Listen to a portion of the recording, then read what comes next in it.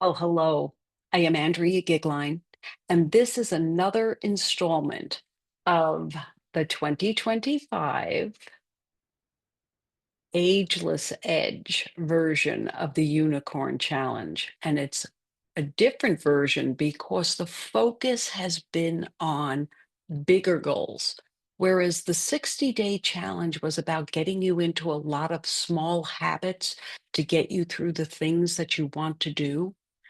This challenge since January has really been about the fact that while the world seems to be paying a lot of attention to tariffs and inaugurations and protests, AI is coming for our jobs, all of us in different ways. And it just means that as part of our big goals, we must be using AI on a daily basis in the tasks that we do in the job we have now so that we can accurately project out year in and year out how to keep adjusting our lives and our careers so that we continue to prosper. That's the big goal we all have. Getting used to the fact that there is now this other way, this other piece of information and integration. I do not care if you're a plumber, it's going to have an impact. What I am saying, if you get so comfortable with how AI can help you in the occupations, the careers that you have now, it will be easier and easier to keep making adjustments in your business and in your career as you go forward. That's why when you're thinking about the big goals that you want to create, I have told you over the months that one of my bigger goals was on the personal and physical level. I wanted to increase muscle. Do you know the first thing I did was go to AI, put in my name, put in my age, and my what I was doing already at a fitness level, and asked what muscle resistance training should I add if I wanted to increase my muscle mass by this much.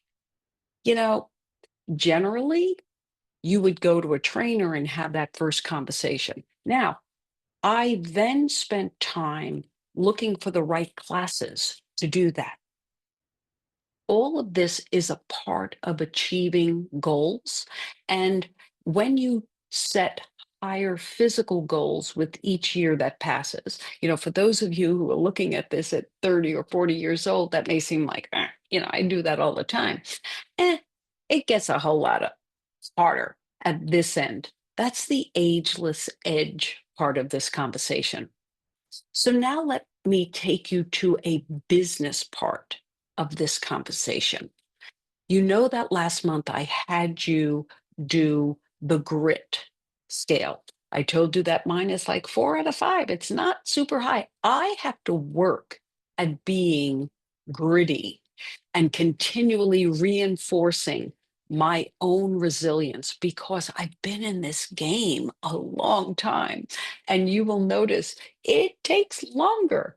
So the focus on knowing where you are in your own resilience allows you to put some steps in place to help you build forward and keep up your own strength. So now that takes me to month 4. And what I will tell you, there is in this book, I'll just give you a quick synopsis again of why I like this book so much. The author, Carolyn Adams Miller, really knows her research, but she's a person who applies everything. And she knows how to do it. And she made a special focus for women who are in corporations. There is so much research about the potential blocks to your careers within research that she has focused on, specifically when it comes to goal setting. What I'm going to focus on this time is the concept of the bridge goal, BRIDGE. my New Yorkness just comes out. I put ER on everything. Bridge goals, that thing that gets you over. And what I will tell you about bridge goals, if you ever did the 60-day challenge, I make a big deal about there's like, I don't know, out of 60 days, I think there's at least 5 of them that focuses on pay attention to who you're around, pay attention to learning how to bring your own mood up, pay attention, pay attention, pay attention. Your ability to elevate your own mood and emotional state is critical. Well, the second part of that is all those people that you gather around you.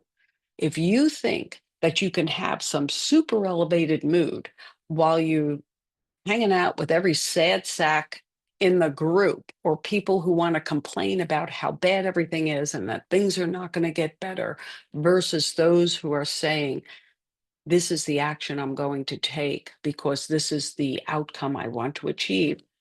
It is very, very important who you hang out with. There is on page 54, if you happen to have the book, and you can get it through the Libby app in the Kindle version through your library for free. You only get to keep it for a few weeks, but you could have it on page 54. It's called the paragraph is called the Universal Eureka Moment.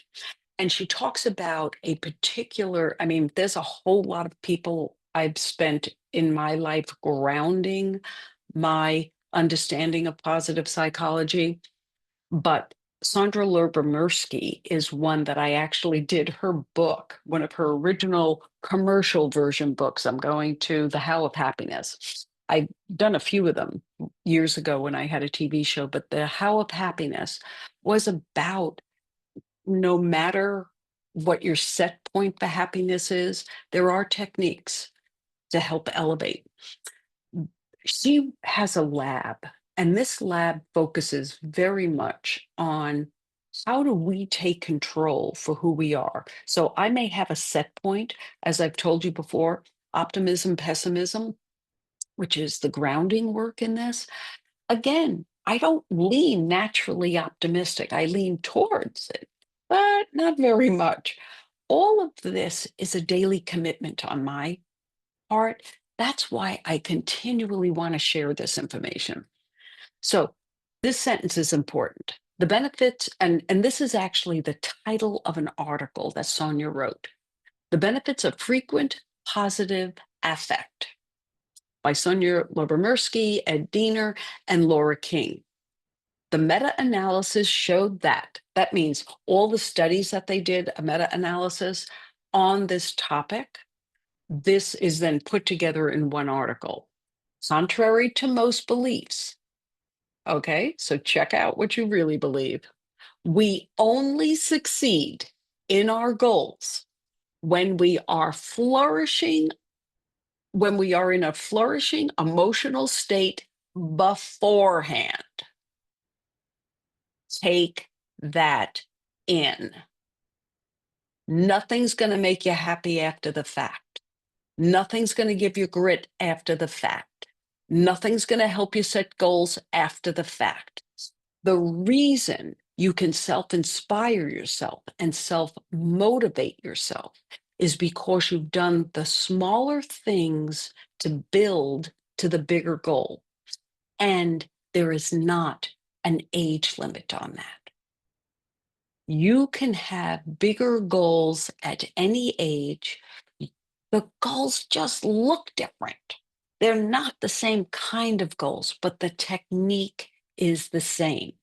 So I want to take you into, you know, my book about waiting, because I think so much of this is like we keep thinking we're waiting for the shoe to drop, that we're waiting for this, we're waiting for that. Well, we're waiting for not very much. What we are waiting for is one of my most favorite. That experience is what you get when you don't get what you want. A lot of people right now who are going to be facing job changes did not ask for those job changes to happen. Businesses eating into, if the current state of affairs holds through, tariffs will eat into your bottom line, period. There is no one who makes money on tariffs other than governments, and you will pay the price. It's just a law of what tariffs are. If you own a business, day one of these tariffs, I was out with um, a person who owned a construction company. They already had had their first meeting of the day where suppliers from different countries for them, they already knew what the impact on a current invoice was going to be, and they were automatically passing it through. It's a game, but we all have those kinds of games in our life where we get experiences that we did not want. It is then up to us to decide what will we do. So, what we will do when it comes to setting a big goal for this month, you're actually going to be setting some action steps. Going over these 3 months, things have crystallized. I know for myself, I have a particular area around podcasting where I've decided to make that the big focus in a different way than I had done before. I've already started the process of going back and re interviewing many of my guests on a different platform. I'm doing it on YouTube this time. And I'm doing different things with the information. I'm transforming the questions. I'm using different mediums. That's what it means to look at what you already were doing and what you want to capture, and then create it into your big goal. Me and it's so interesting that when I speak and say certain words, my ability to cut off the back end of a word's proper letters and sounds is really just what I do.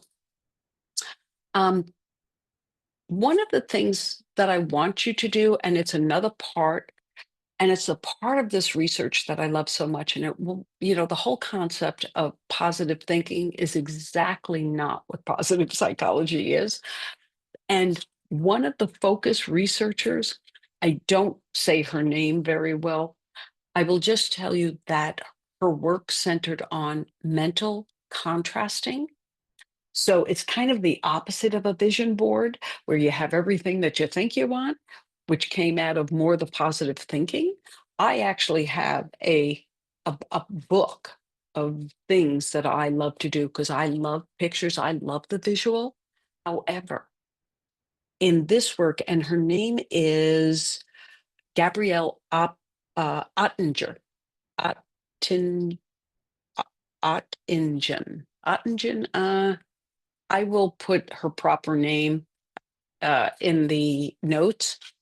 But her work on mental contrasting was phenomenal because what it teaches you is while you're busy dreaming big, start thinking about where the roadblocks are for you, either mentally, or actually things that would stop you from being able to achieve your goal. That allows you to make a plan on how to overcome that. These are very critical things. It is the type of things that stops you if you pretend they can't happen.